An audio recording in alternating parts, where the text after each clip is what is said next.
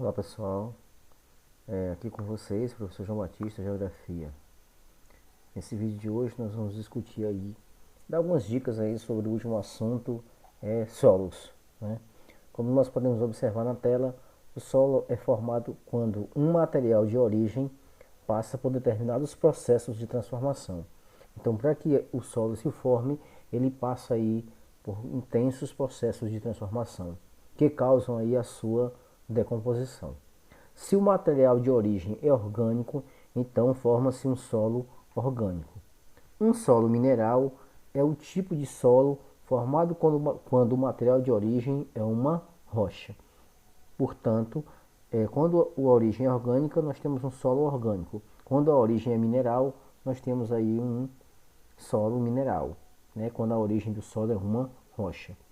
Por exemplo, sendo uma rocha um material de origem, a ação de agentes climáticos como temperatura e chuvas podem levar a um processo chamado de intemperismo, ou seja, um apodrecimento da rocha, gerando uma camada entre o material de origem e a atmosfera, que é o solo. Tá? Como nós podemos observar aí, né, as camadas, é, vários elementos compõem aí, vários agentes vão trabalhar nessa formação do solo. Tá? Primeiro, o destacado aí é a matéria de origem. O que é o material de origem? É a matéria-prima para a produção do solo. As rochas são os materiais de origem mais comuns, porém os solos também podem ser formados a partir de sedimentos ou resíduos vegetais. Tá? Clima. Chuvas e temperaturas são agentes climáticos que provocam uma transformação no material de origem. No caso das rochas, o clima pode desencadear um processo de decomposição chamado de intemperismo. Tá? Observe aí na palavra clima que tem a palavra IM, né? E aí você vai associar esse IN aí ao IN de intemperismo. Então o clima é responsável aí pelo intemperismo. Organismos atuam como fonte de matéria orgânica e decompositores de materiais. São exemplos as plantas, as bactérias, os fungos e as minhocas, etc. Tá? O relevo determina basicamente como ocorre a distribuição de água, gerando processos de acúmulo, infiltração ou erosão que determinam o tipo de solo a ser formado. E por fim aí o tempo está relacionado com o grau de desenvolvimento de um solo, ou seja, o período de ação dos fatores e processos que desencadearam o seu desenvolvimento.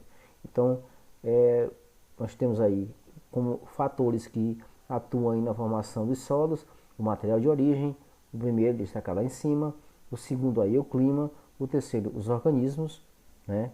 O quarto o relevo e por fim aí o tempo. Os solos, pessoal, como é que eles se formam? Então nós dissemos agora há pouco que o solo ele passa aí por intensos processos de transformação. Nesse processo de transformação, qual que dá origem aos solos? Nós acabamos de ver agora há pouco, e nós vamos ter basicamente a maioria dos solos vão se formar a partir da decomposição das rochas através do intemperismo, né, que é o desgaste, como ele destacou agora há pouco, o apodrecimento do solo. Mas esse solo vai se formar a partir de quatro processos, a partir de adições, de perdas, de transformações e de transportes, como nós podemos ver aí na tela. Adições, materiais que são incorporados ou depositados, como a matéria orgânica de vegetais e outros organismos. Então aí nós estamos adicionando, são adições que a própria natureza vai colocando, vai adicionando aí para formar o solo. Perdas, ocorre a remoção de materiais através de, por exemplo, da erosão, que é o desgaste natural do solo, ou da lixiviação, que é o processo de lavagem do solo pela água da chuva. Aí são perdas.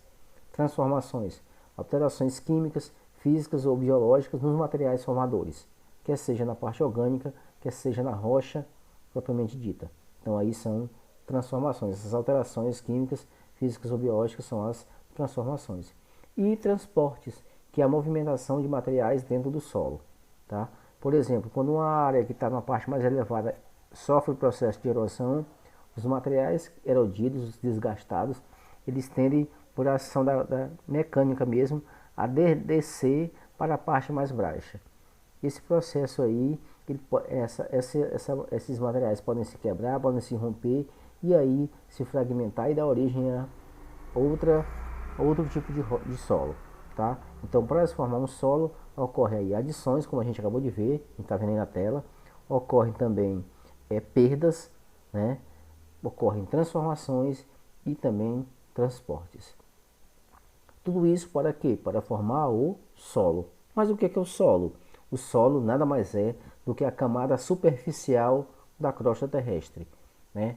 Em outro vídeo nós colocamos lá no início que o solo é a pele da Terra. Por quê? Porque ele é a camada superficial da Terra, da crosta terrestre.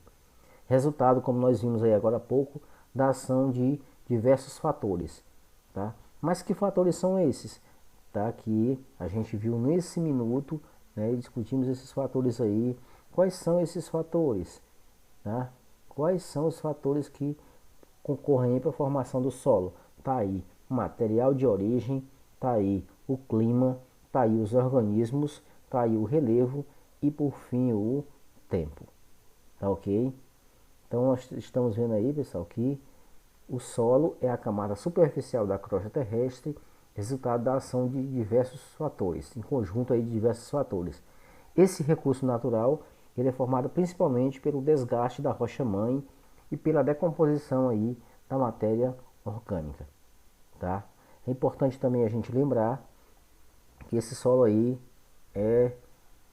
tem várias camadas, como o perfil de solo que a gente está mostrando na tela agora, tá? Vamos aqui caracterizar esse perfil de solo aí.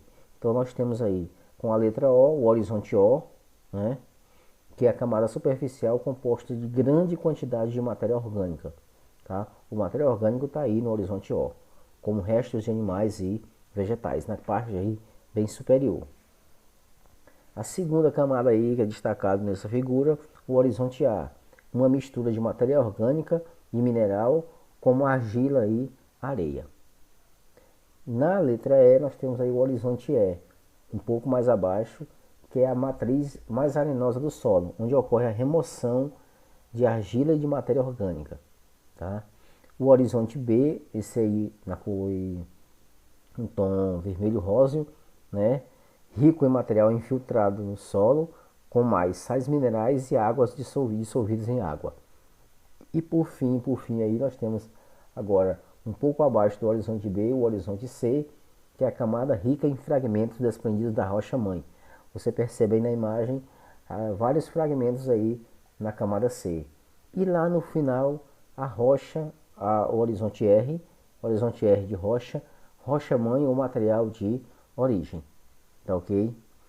Muito obrigado, pessoal. Aqui com vocês, professor João Batista, Geografia. Um abraço.